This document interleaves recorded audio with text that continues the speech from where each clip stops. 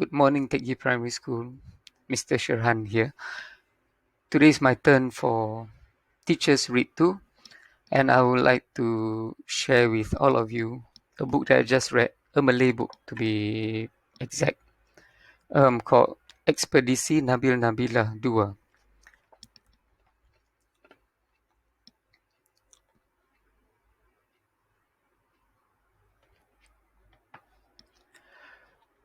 I'll be speaking mostly in Malay to to share with you about what the book is all about.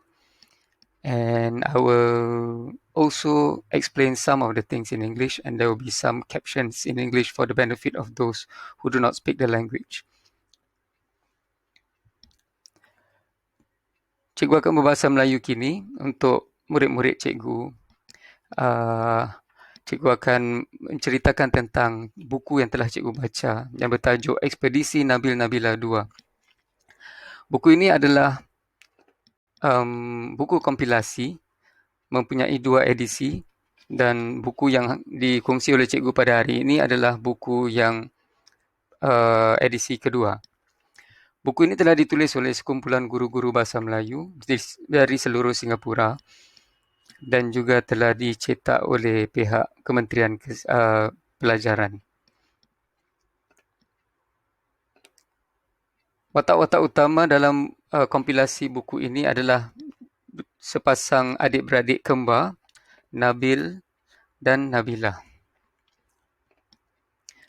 Kenapa cikgu sarankan murid-murid untuk membaca buku ini? Pertama sekali ialah kerana kini jika murid-murid tahu, agak sukar untuk kita pergi ke perpustakaan dan mendapatkan buku-buku yang ditulis berlatarkan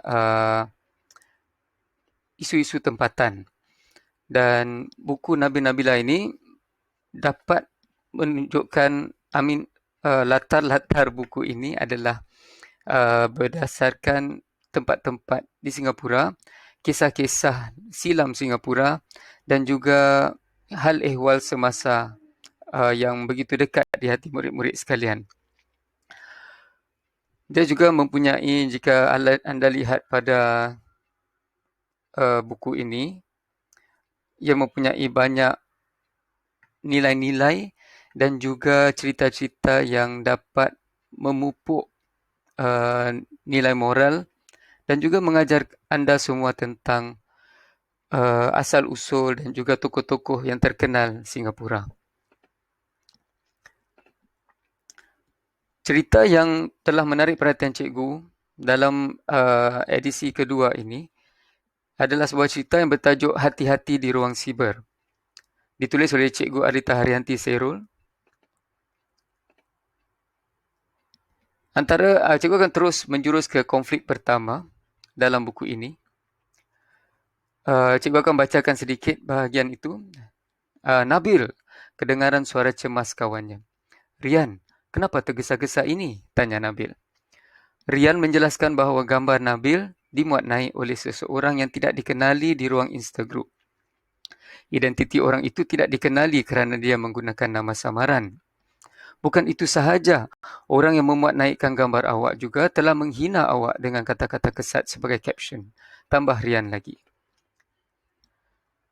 Jadi sebenarnya konflik utama Nabil telah gambar Nabil telah diambil dari lelaman Instagroup, iaitu satu lelaman yang telah dicipta oleh penulis itu sendiri, dan telah dimuat naikkan di internet tanpa kebenaran Nabil.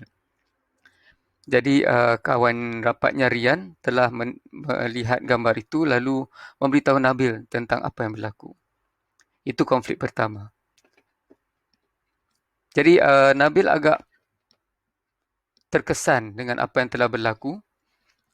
Lalu Nabil begitu tertekan, tetapi Nabil hanya menyimpan perkara itu dengan tidak memberitahu sesiapa pun. Jadi dalam buku ini anda dapat melihat, dapat membaca tentang perkara-perkara yang tidak sepatutnya berlaku sewaktu anda berada di ruang siber. Jadi Nabil begitu tertekan dan menjadi seorang yang pendiam. Dia juga tidak mahu sesiapa tahu tentang masalah-masalahnya. Dia juga tidak berbincang tentang perkara itu dengan ibu bapa, malah bersama adik kembarnya Nabila, kerana dia takut mereka dapat mengetahui tentang perkara yang berlaku. Nabil agak malu dengan perkara di mana gambarnya telah dimuat naikkan di internet tanpa kebenaran Nabil. Berikutan itu, konflik kedua pula terjadi kepada adiknya Nabila tanpa diketahui oleh Nabil. Cikgu akan bacakan sedikit bahagian ini. Bagaimana ya? Patutkah aku bersetuju untuk berjumpa? Bisik hati Nabila.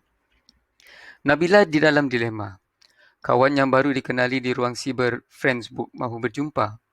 Nabila berasa resah kerana kawan barunya itu menyuruh Nabila berbohong. Dia tidak mahu Nabila memberitahu ibu dan ayah Nabila mengenai perjumpaan tersebut. Nabila tidak tahu apa yang harus dilakukannya, walaupun guru di sekolah sudah mengingatkannya. Jadi konflik kedua ini ialah Nabila berada dalam suatu dilema. Dia telah membuat kawan baru di lelaman Friendsbook, juga suatu lelaman yang telah dicipta oleh penulis cerita ini. Namun Nabila harus bercadang sama ada dia pergi dapat menemukan, pergi bertemu kawan barunya itu ataupun tidak. Kawan barunya itu juga telah menyuruh Nabila supaya menyimpan rahsia ini dan tidak memberitahu sesiapa. Nabila berada dalam satu dilema sama ada dia harus berbohong ataupun memberitahu perkara sebenar kepada ibu bapanya. Jadi apabila cikgu membaca cerita ini, semakin lama cikgu membaca, semakin tertarik kerana cikgu ingin mengetahui tentang pengakhiran cerita ini. Jadi di sini cikgu ada meletakkan bahagian terakhir. Cikgu takkan menceritakan semuanya. Cikgu mahu jika siapa yang berminat supaya menambil buku ini, meminjam buku ini dari kelas Melirum 2, Bilik Bahasa Melayu Kedua. Anda boleh dapatkan buku-buku ini dari guru-guru bahasa Melayu anda semua. Jadi apa agak-agaknya berlaku kepada Nabil dan Nabila? Jadi di sini terdapat satu bahagian di mana kita dapat melihat ibu bapa Nabil dan Nabila berbicara dengan seorang anggota polis dan terdapat seorang watak di sini yang cikgu tak kenalkan, dan jika anda ingin mengenali watak ini, silalah baca buku ini. Cikgu bacakan bahagian ini. Nabil baru tiba di rumahnya dan terlihat ada seorang pegawai polis yang keluar dari rumahnya. Kenapa polis datang ke rumah kita, ayah? Tanya Nabil terpinga-pinga. Mari masuk dahulu. Panjang ceritanya, kata ayah kepada Nabil. Jadi, agak-agaknya bagaimana mereka dapat menyelesaikan masalah masing-masing.